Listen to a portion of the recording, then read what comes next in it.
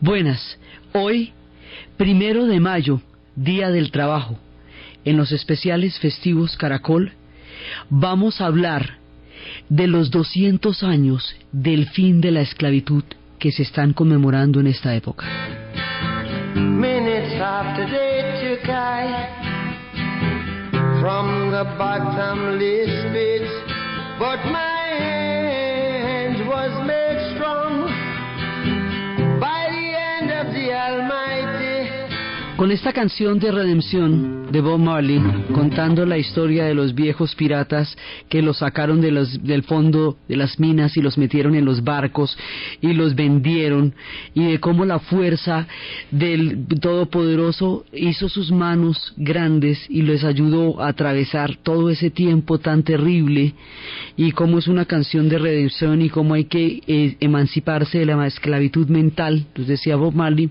Con esto empezamos nuestro recorrido por los 200 años de la abolición de la esclavitud. El Reino Unido, el Imperio Británico en ese momento, abarcaba casi toda la tierra.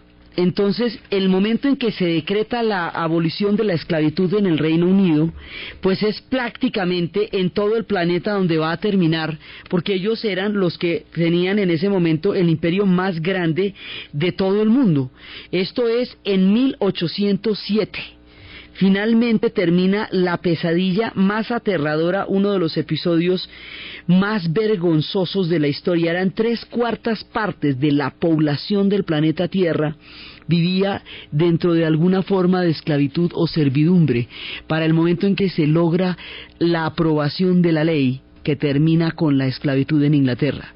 Al terminar con la esclavitud en el Reino Unido, en Inglaterra, pues en todo el Imperio Británico, como ellos eran los dueños de los mares, entonces ellos inmediatamente van a vigilar que no haya rutas de esclavos en ninguna otra parte, y con esa capacidad que tenían para desplegarse por los océanos, pues la cosa empieza a desaparecer en otras sociedades. Habrá procesos mucho más duros, pero Inglaterra es la que va a ser la primera en crear estas leyes. En estos días, en esta época, se está conmemorando este hecho, el hecho de que personajes como William Wilberforce hayan llevado hasta el Parlamento, después de una larguísima lucha, la ley que la pudiera abolir. Era muy difícil y se necesitó una sensibilización muy especial para que aquellos que vieran el dolor humano pudieran entrar y hacer lo posible para los otros.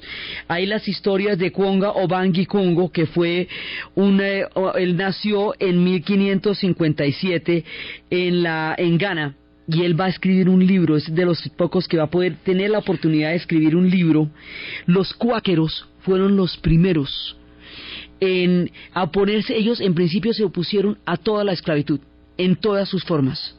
Porque los cuáqueros viven con la ley de Dios, y si la ley de Dios dice no matarás, entonces ellos no matan a nadie, y en la esclavitud, para la captura y para toda la gente era asesinada. La ley de Dios dice que todos son iguales ante los ojos del Señor. Entonces, si todos son iguales ante los ojos del Señor, no hay esclavitud posible, porque la igualdad es para todos y no depende ni de la raza, ni del color, ni de nada. La ley de Dios dice que no jurarás en vano. Entonces ellos no juraban por nadie, ni con nadie, ni se metían en nada. Y como decían que no matarás, no se metían en las guerras. Así que los cuáqueros, esta comunidad que arranca en Inglaterra, y que va a estar en Inglaterra y va a estar en Estados Unidos simultáneamente, que se van a empezar a reunir desde 1787, son los visionarios, son los pioneros de lo que va a ser la abolición de la esclavitud, porque ellos siempre, desde todo punto de vista, estuvieron en desacuerdo con la esclavitud por un problema moral y por un problema cristiano, porque era contraria a la ley del Señor, y ellos vivían de acuerdo con la ley del Señor. Entonces, esto es todo un proceso para ir intercambiando. Son historias de personajes que fueron llegando hasta allá, y que pudieron empezar a influir las leyes, porque muchas eran leyes que se hacían en el Parlamento, pues solamente desde allá se podían cambiar. Entonces hay historias como la de Ramsey, que fue un hombre que trató las víctimas de un barco que llegó al Caribe después de una epidemia que ha matado hasta al capitán. El dolor de las condiciones que venía la gente en este barco hizo que él vaya a poner todo su corazón para intentar la abolición de la esclavitud. Hay personajes como John Stephen, que es un personaje pues de novela. El tipo estaba comprometido en matrimonio con una mujer, tenía otro compromiso con otra a la cual había dejado embarazada, y se levantó una tercera novia. Entonces cuando ya el escándalo se le estalló en la cara, porque tampoco no, entonces el hombre tiene que ir pitado para las Antillas, pero rapidísimo, porque ya no aguanta un minuto. Y cuando llega a las Antillas, va a llegar a la isla de Barbados en 1783, y se va a dar cuenta que hay un juicio a unas personas esclavas a las que se les acusaba de un crimen que evidentemente no habían cometido y por las cuales se les estaba condenando enterradas vivas. La injusticia de este episodio va a conmover su corazón de tal manera que el hombre se va a volver un ardiente luchador por la abolición de la esclavitud y va a dedicar su vida entera a la causa. 2 de sus hijos van a continuar su lucha después de que él muere, y la bisnieta de este personaje es ni más ni menos que la gran escritora Virginia Woolf. Entonces aquí hay un montón de historias para poder lograr eso. En Inglaterra costó toda una lucha parlamentaria. En Estados Unidos costaría una guerra civil, la guerra de secesión. En el Brasil costaría 100 años más, 80 años más después del descubrimiento, después de toda la gran plantación del café. Pero entonces, ahora se está conmemorando esto y se están pidiendo primero disculpas ante un horror de estos e indemnizaciones, porque los pueblos que fueron repartidos por tierra han tenido historias terribles. Entonces, la manera como los pueblos africanos pudieron desarrollar su espíritu en las condiciones terribles de la esclavitud fue a través de la música. Por eso el recorrido que vamos a hacer hoy es fundamentalmente un recorrido musical, porque es a través de la música como nosotros vamos a sentir la forma como ellos sobrevivieron. Cuando fueron los primeros que van a montar el comercio de esclavos, van a ser los portugueses, que se relacionaban con África en principio por sus productos, pero después, cuando empieza toda la tragedia demográfica indígena en el mundo americano, tanto en Brasil como en el Imperio Español, esta tragedia demográfica tan aterradora va a hacer que para mantener la cultura de las plantaciones empiecen a llevar esclavos africanos. Estos esclavos africanos van a ser llevados de una manera en que ellos no alcanzan a entender, porque en África sí había esclavitud, había habido esclavitud con el Islam, había romanos, se los habían llevado para el imperio durante las épocas del Imperio Romano, pero esta esclavitud es diferente. La esclavitud en África se daba por deudas o por guerras, pero no estaba hecha para siempre. Eso se podía comprar la libertad, y tampoco estaba hecha contra cualquiera, digamos, contra un grupo étnico para siempre, no era así. Entonces los portugueses empiezan a comprarle los esclavos a los africanos les empiezan a dar los esclavos, y cuando ya los empiezan a comprar a llevarse a los propios jefes de las tribus, ya ellos no entienden qué pasa si se han roto todas las leyes, pero ya es tarde, porque ya está montado el tráfico de esclavos, y empieza este tráfico tan aterrador. Entonces los primeros que van a conocer este horror van a ser los brasileros, y van a ser a través de los portugueses, y la música va a ser la única manera como ellos van a poder solucionar esto, porque es que ellos van a llegar, les quitan toda la cultura, no pueden llevarse nada, van completamente desnudos, van en cadenas, van deshidratados. Y cuando llegan allá no van a ser aceptados, no se les va a reconocer como iguales a las personas que habitan el mundo donde van a llegar. Se les deprivan de sus dioses, de sus instrumentos, de todo. Entonces lo único que ellos pueden hacer, lo único que ellos llevan, y la única posibilidad de supervivencia histórica de la raza negra durante todos los 300 años de esclavitud fue la música. Por eso es ahí donde está el corazón de nuestra historia. Empezamos por los brasileros y por Mozambique, y cómo cada uno de estos pueblos resuelve la tragedia de una manera musical.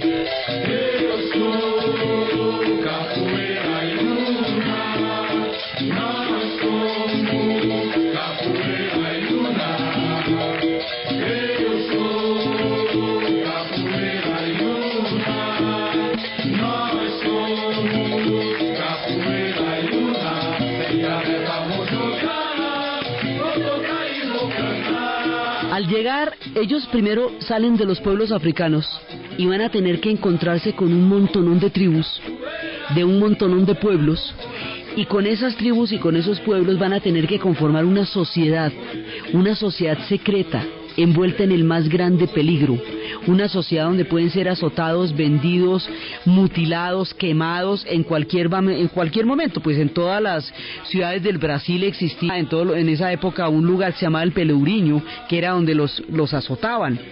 Entonces allá, para poder sobrevivir, ellos van a tener que codificar un lenguaje y un mundo. Van a traducir su religión a las religiones africanas, van a hacer una equivalencia con las religiones cristianas, y esas equivalencias van a dar lugar a la santería, al candomblé, al ubemba, a todas las diferentes formas en que las religiones africanas se mezclan, dándole una equivalencia a los dioses africanos con los dioses cristianos, equivalencias que se dieron en Cuba y que se dieron en Brasil. Y por eso Yemayá es la Virgen de la Caridad del Cobre, y son todas las diferentes equivalencias, Nuestra Señora del Mar, por eso Babalú, Ayé, San Miguel, digamos, cada uno de ellos hay diferencias entre una y otra, pero fundamentalmente es una equivalencia.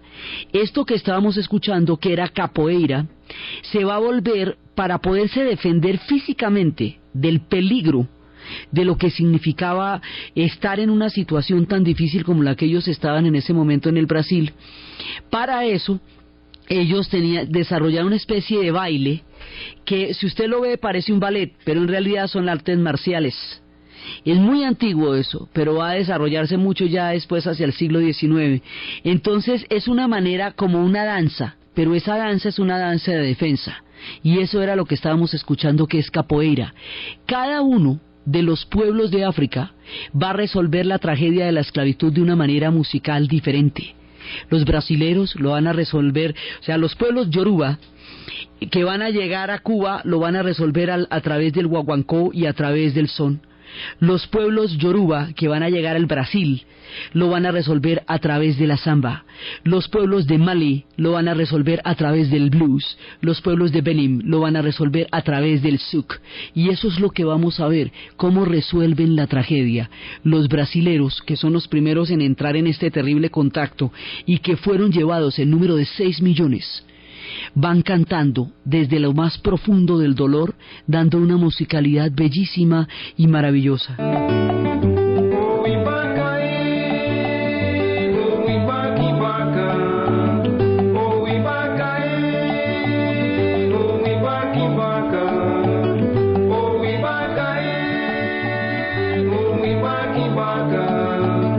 Estos son los brasileros cantando, es una despedida que canta Celso Machado, pero estos brasileros vienen de los yorubas, vienen de Guinea. Cada una de estas músicas tiene un equivalente de dónde viene.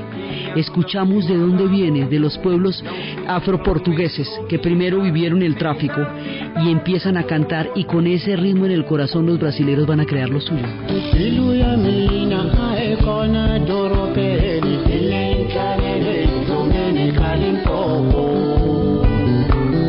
De Angola, de Mozambique, de Guinea-Bissau, van a llegar los que van a sufrir la tragedia en el Brasil.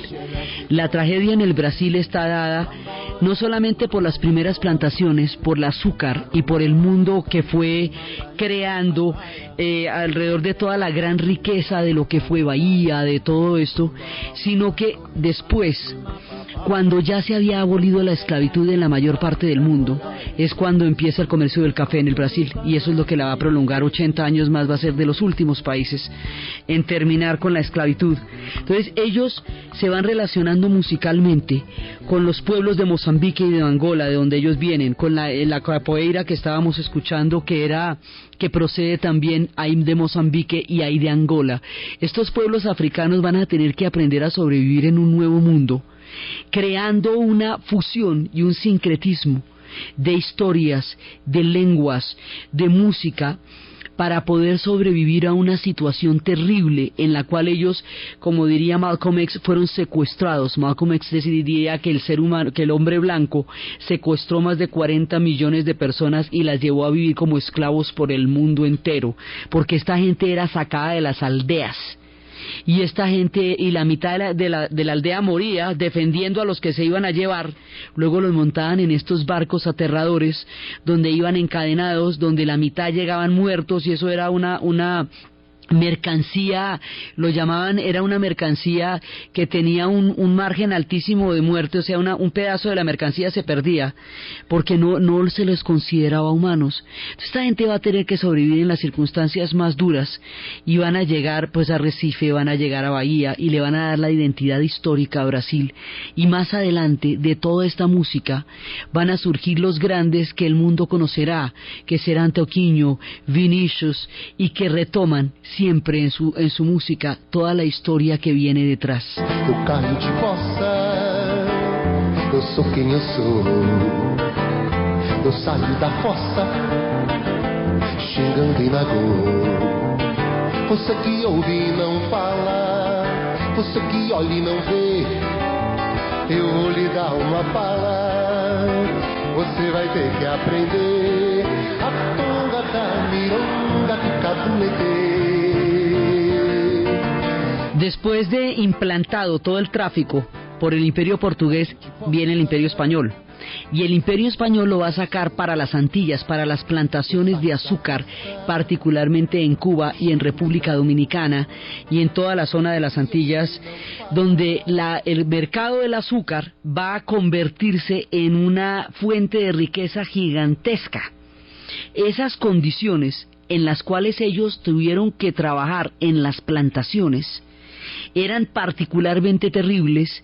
Tenían los mayorales, tenían los que eran los que los estaban permanentemente azotando, se acostaban agotados. El promedio de vida de un esclavo era de unos 15 años, 10 años, y era totalmente reemplazable. Era una condición histórica absolutamente terrible, que van a plasmar en la música para dejar como testimonio del sufrimiento tan impresionante de lo que significaba trabajar como esclavo en el ingenio. Ese negro Rafael, ¿qué fue? Que dice va a trabajar. No. Ese negro Rafael, ¿qué? Que dice va a trabajar. Mentira. Mentira, no hace nada. Jamás sirve para comer. Limpia. Laborando siempre, laborando. Laborando siempre, laborando. Laborando siempre, laborando. Este flagelo tan terrible a la raza negra, a todos estos pueblos del África, está sucediendo en todo el imperio español, en esta parte del relato, desde La Habana hasta las calles de Cartagena.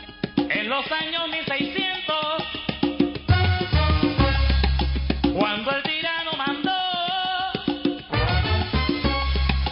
las calles de Cartagena, aquella historia vivió. Cuando aquí llegaban esos negreros africanos en cadena, besaban mi tierra, esclavitud perpetua. Es una particularidad la alegría con que estos ritmos cuentan historias tan terribles. Esta gente solo podía sobrevivir si le ponía una verdadera mirada de alegría a la vida, porque no tenían ningún tipo de salida, era generación tras generación, no podían tener ni siquiera una familia nuclear, todos eran vendidos, podían ser vendidos en cualquier momento. Al disgregar las familias, al principio de la venta en los puertos de embarque, Era muy difícil saber quiénes eran los hermanos de su familia original. Por eso, en Estados Unidos, en las comunidades negras, ellos se dicen los unos a los otros hermano, brother, porque esto es posible, porque todos los demás quedaron disgregados. Cuando nacía un bebé, había mujeres que amamantaban a todos los niños de la plantación, luego todos eran hermanos de crianza de ella, entonces las relaciones familiares se hacen tan imposibles de volver a agrupar que ellos generalizan y se llaman a sí mismos hermanos. Entonces esto va llevando a que cada uno solucione la tragedia de una manera musical, pero la solución es distinta en cada caso. De Guinea vienen unos ritmos que son los que nos van a dar cosas muy parecidas a los que nosotros llamamos la salsa o el guaguancó en el futuro. La salsa, digamos, mucho más adelante como un movimiento musical que se desarrolla en Nueva York ya en el siglo XX, pero estos ritmos son el testimonio de este dolor en el tiempo. Entonces vamos a ver las dos soluciones históricas desde Guinea hasta Cuba, como pasando de Congo, de Guinea y hasta la isla de Cuba se va a lograr una continuidad musical, que es la única continuidad histórica que hasta ahora se les había podido brindar.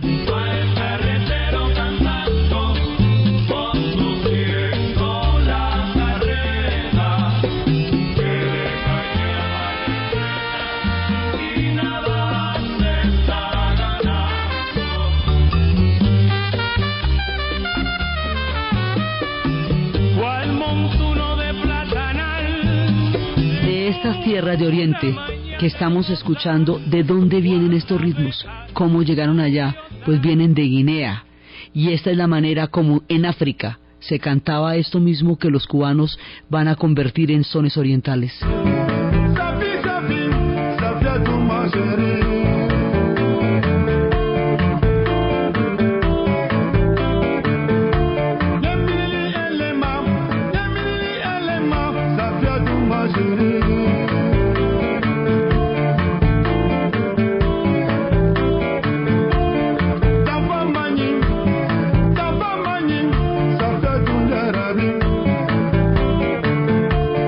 Estos fueron los costos tan impresionantes del azúcar. Después, cuando empiecen los movimientos de abolición, empezarían a ver cuánto cuesta el azúcar, cuánto le cuesta al mundo, a los pueblos africanos producir ese azúcar. Y va a haber Thomas Clarkson, que va a ser uno de los grandes abolicionistas en Inglaterra, va a empezar con una idea que hoy llaman el comercio con justicia. Y el hombre va a empezar, después de todas estas historias del horror del azúcar, a decir cuánto cuesta la sangre de esta gente en el azúcar. O sea, ¿le sabe dulce a usted un azúcar cultivada de esa manera? Y empieza a tratar de cultivar un azúcar que no esté mediada por la esclavitud. Y empiezan a hacer votos de no tener nunca esclavos y de liberarlos. Y es toda una historia de conciencia a través de los productos, porque pues qué más rico, eso llegaba café, llegaba azúcar, llevaba tabaco, llegaba cacao, pues ¿para qué más? Dice, no, pero verá, ¿de dónde llega esto y cuánto está costando? ¿Y qué tan chévere le parece a usted después de lo que sabe? ¿Se le seguirá sabiendo dulce el azúcar? Entonces, esos son, digamos, todos los pasos, porque es un proceso larguísimo para llegar a la abolición, porque era un sistema económico, una forma de vida, un estatus, o sea, fundamentaba el mundo europeo y el mundo norteamericano durante 3 siglos. Bajarlos de ese tren va a ser una cosa complicadísima, pero complicadísima. Entonces, hay otro elemento que va a contribuir a que se llegue a la abolición de la esclavitud. Los haitianos venían de la tribu Benim. África tenía grandes reinos, grandes reinos. Tenía los reinos de Hausa, los de Carmen Borno, tenía los reinos del Gran Zimbabue, tenía los reinos de Mali, reinos que habían desarrollado civilizaciones milenarias, civilizaciones que no se traducían en la piedra, sino en una profunda interrelación con el cosmos que tenían los africanos, y se les trataba como si no tuvieran una cultura, una civilización. Dentro de ellos un reino maravilloso, enorme, poderoso, que era el reino de Benim. El reino de Benim, en el momento en que se presentó la esclavitud, de cuajo la rechazó, porque decía que meterse a venderle esclavos a los europeos, de hecho, ponía en peligro a su propio pueblo, aunque no se los llevaran a ellos en primera instancia. Muchos los de Benin se las olían. se las olían que eso no era chévere. Y el hecho de que unos sí aceptaran vender los esclavos y otros no empezó a dividir el África, porque los yorubas sí aceptaron entrar en el comercio, pero los benin no aceptaron. A la final a todo el mundo se lo fueron llevando, porque ya después, cuando eso se volvió una industria tan rentable, cuando la libertad humana se vuelve lucro y se vuelve dinero y se vuelve una industria rentable, cuando la monstruosidad se vuelve dinero, es cuando se tocan niveles muy bajos de la especie humana, y tratar de hacer conciencia de eso es muy difícil, es muy complicado. Esto se va a gastar mucho tiempo para entender que es completamente inmoral convertir la libertad humana en un negocio de lucro y la fuerza de trabajo de las personas en una manera de enriquecer capitales gigantescos que alimentaron imperios. En última se los llevaron a todos, y se van a llevar a los benin, y los benin van a convertir, van a hacer un sincretismo no a través de los ejús ni de los ifás como hicieron los yoruba en la santería tanto en Cuba como en el Brasil, no a través de los guerreros ni a través de los santos como se dan en estos dos lugares, sino a través de una manera diferente que es muy particular suya, que se llaman los loas. Y los loas, que son estos señores que también van a entrar dentro del mundo de los franceses, porque los haitianos fueron llevados como esclavos por los franceses. Entonces la solución histórica de los haitianos es una música que se llama el souk.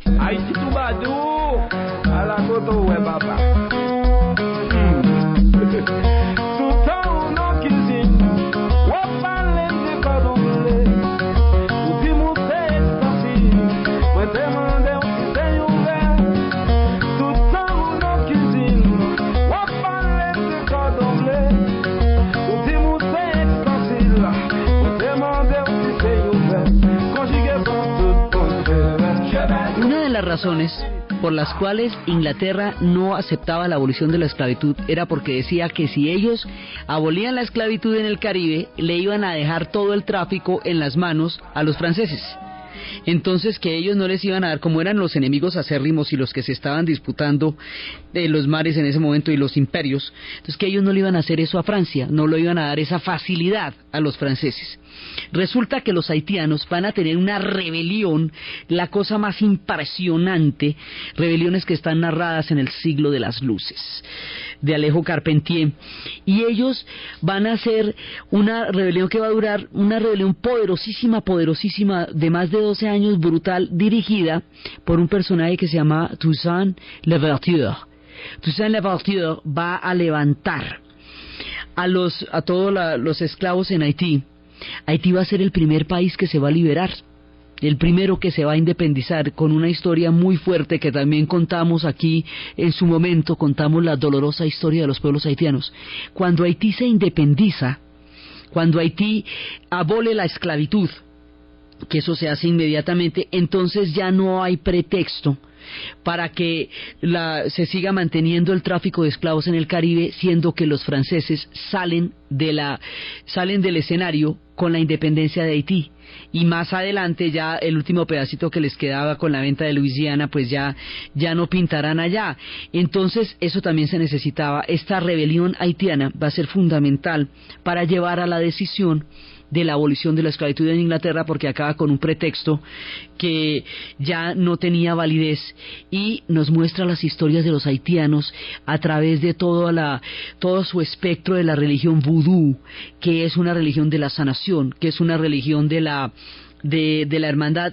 Tanto la santería como el vudú son religiones crípticas, o sea, religiones secretas que ellos tenían que construir unas sociedades secretas, porque estaban en condiciones extremas. Cuando a usted le prohíben absolutamente todo, lo tienen vigilado, no lo consideran un ser humano, lo pueden vender, lo pueden mutilar. Usted tiene que encontrar una manera de crear una vida, si eso se puede llamar vida. Tiene que tener una fe, si eso se puede llamar fe. Y por eso la fe ellos traían sus religiones africanas profundamente arraigadas, sus cultos a los antepasados, sus cultos a los muertos como son los señores Loas, y los traían para compartirlos y para crear una sociedad críptica, una sociedad por debajo de la sociedad blanca, con un lenguaje propio, con una música propia, que era la que les permitía sobrevivir la tragedia. Estos son los casos de la supervivencia del espíritu en condiciones extremas. Esta música es la dignidad humana elevada a su más alto grado, convertida en una expresión sonora de un dolor profundo, de una manera tal que hiciera posible levantarse cada mañana durante esos 300 años. Para todo el mundo, para la gente que estuvo bajo el imperio portugués, español, inglés, para todo el mundo fue igualmente duro. Lo único que varía es cómo musicalmente lo expresan. Entonces, estas son las historias de los haitianos y sus grandes rebeliones también bajo la figura de Macondal y todas las rebeliones de venenos que empezaron a darse durante un determinado tiempo en que nadie entendía por qué todo el mundo amanecía envenenado. Eran los tiempos de las rebeliones, porque fueron tiempos durísimos, todos estos de la esclavitud. En los Estados Unidos, la gente que va a llevar es de Mali. Entonces, los de Mali van a ser llevados a las grandes plantaciones de Georgia, Alabama, Tennessee, todos los estados del sur que van a tener el algodón como núcleo de generación económica. Toda la gente de allá, eso va a estar en todos estos lados. Entonces, las plantaciones de algodón van a tener unas historias de una tristeza, porque además ellos después, ¿cómo era de difícil la esclavitud en los Estados Unidos? ¿Cómo estaría de arraigada esta cultura hacendataria, terrateniente, esclavista, que se sentía infinitamente superior a los esclavos negros porque los tenía a su servicio y porque aunque su situación llegara a ser precaria, siempre la de los negros era más precaria? Sobre eso se fundó la base de todo el prejuicio. Porque a los pueblos que han sido llevados a estos horrores, además salen a deber, porque les montan todos los prejuicios y quedan estigmatizados por haber sido llevados a la fuerza como esclavos. Digamos, es una injusticia de un tamaño muy grande, y en estas épocas se está tomando una conciencia histórica de eso. Por eso se les pide, discúlpense. En estos tiempos se les está diciendo, por lo menos discúlpense, porque lo que hicieron no tiene ningún perdón. Entonces empiezan todas estas historias de las plantaciones, y la solución musical va a ser muy diferente. Como ellos vienen de los pueblos de Mali, su musicalidad va a ser muy distinta. Su musicalidad se va a expresar a través de los spirituals, a través de los gospels, a través del blues. Ellos no van a poder hacer una equivalencia de la santería como la hicieron los haitianos en Haití, en Brasil o en Cuba, porque no son católicos. Los católicos, en el catolicismo hay santos, y esos santos pueden entrar en equivalencia con los dioses africanos. En el protestantismo no. Entonces los protestantes no pueden establecer esas equivalencias que son el sincretismo, sino es la pura palabra de la Biblia la única mediación que ellos tienen. Por eso no hay santería en los pueblos sajones, que fueron esclavizados por poblaciones anglos, por poblaciones protestantes, porque el matiz religioso es completamente diferente. Entonces es de las letras de la Biblia, de las canciones del espíritu, de las oraciones, es en las iglesias donde ellos van a empezar a procesar este dolor, y es a través del blues como lo van a mostrar, y esta música expresa el desgarramiento. Entonces vamos a ver a los pueblos de Mali, cómo es que ellos tocan y cómo esa música, atravesando el mar, llegando a las plantaciones de Georgia, Alabama y Tennessee, nos va a producir el blues.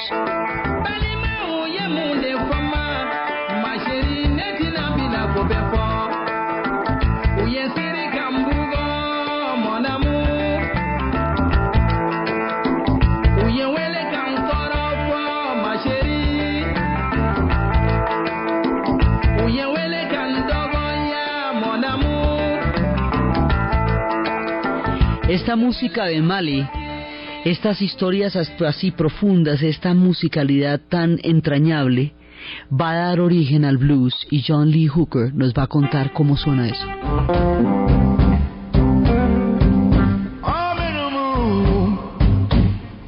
I'm in the mood for love.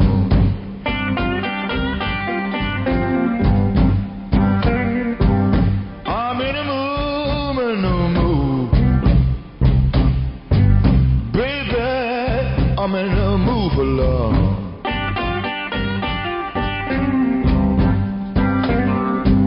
En Estados Unidos la cosa va a ser mucho más difícil, como les digo, porque va a haber una guerra entre el norte y el sur.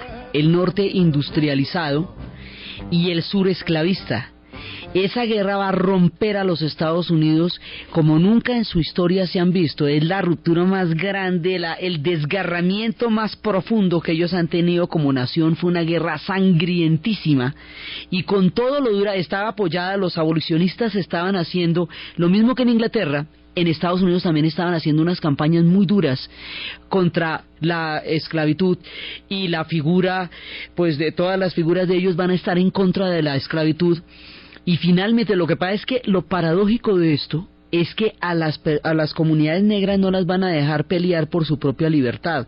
Hay una película con Denzel Washington que se llama Días de Gloria, que muestra cómo los utilizaban era para cargar cosas en el frente y tuvieron que inmolarse para probar que podrían pelear. En Estados Unidos el reconocimiento de la dignidad de la comunidad negra va a costar muchísimo, muchísimo. La figura de Lincoln va a ser poderosa por eso, porque él representaba una América sin esclavos. Entonces esta nación se tuvo que romper por completo para poder superar la etapa de la esclavitud. Superada la etapa de la esclavitud, vino como el sur se quedó arruinado, empobrecido, aterrado, vuelto nada.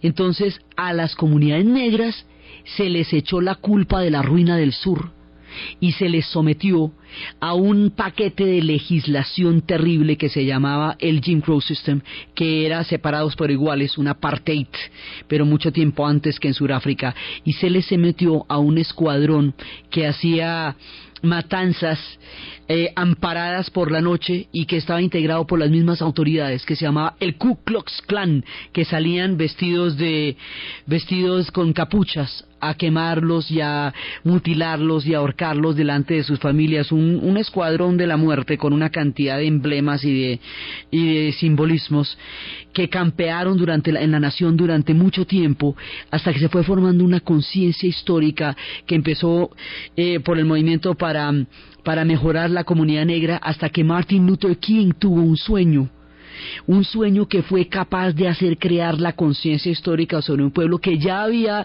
dejado de ser esclavo y todavía no era igual, hasta que Stokely Carmichael creó el poder negro como una manera de sentir orgullo por la procedencia, por la raza, por el sentido de la propia valía, de usar el afro como una expresión de las características raciales de los pueblos negros, hasta que se creó un movimiento musical para que las disqueras negras fueran las que hicieran los propios discos, porque la música la hacían los negros, los blancos la robaban, la blanqueaban y la hacían negocio, y los negros se quedaban a la orilla del camino.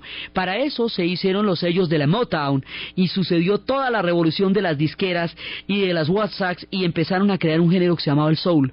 Y si ese género musicalmente es muy rico, sus letras no son particularmente políticas, porque era una música del alma, era una música de amor, pero es un acto de dignidad y es un canto de sentido de la propia valía que ellos van a construir a través de un movimiento musical gigantesco que incluía a Diana Ross, a Marvin Gaye, a Smokey Robinson, y que nos va a hacer escuchar ya en las notas finales de este especial a Aretha Franklin pidiéndonos respeto.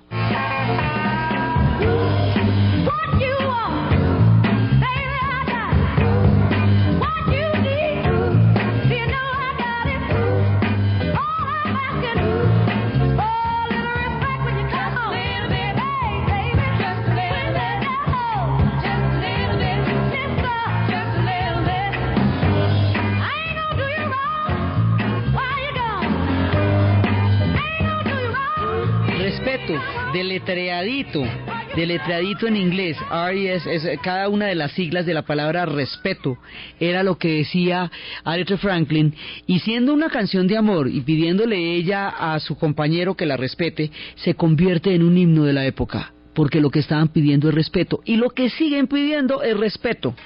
200 años después de la abolición de la esclavitud, están pidiendo, primero, que se disculpen, que reconozcan el horror histórico, que haya indemnizaciones, que haya respeto, que haya dignidad para la raza negra, y que la historia sepa de una vez por todas qué deuda tan terrible tiene con ellos, y lo que falta todavía por pagar en dignidad, en respeto y en reconocimiento de los pueblos que nos han dado la música más maravillosa, que han alegrado nuestros espíritus, que nos han estremecido a los ritmos más fantásticos, que han influenciado toda la música de Occidente, solamente exorcizando el profundo dolor de un oprobio histórico como la esclavitud. Por eso, por todo el significado que eso tiene, en los 200 años de la abolición de la esclavitud en el Reino Unido, nos hemos reunido con ustedes para escuchar musicalmente los testimonios de grandeza, de dolor, de respeto y de dignidad de los pueblos negros que sufrieron toda esta travesía en la historia.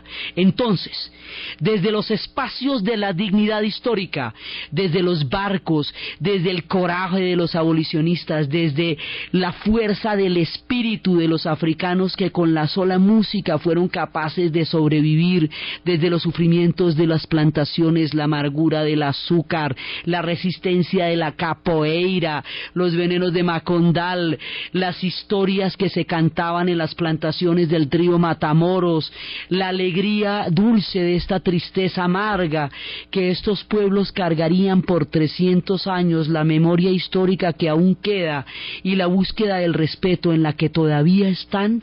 En la narración, Diana Uribe, en la producción, Jessy Rodríguez, y para ustedes, feliz festivo.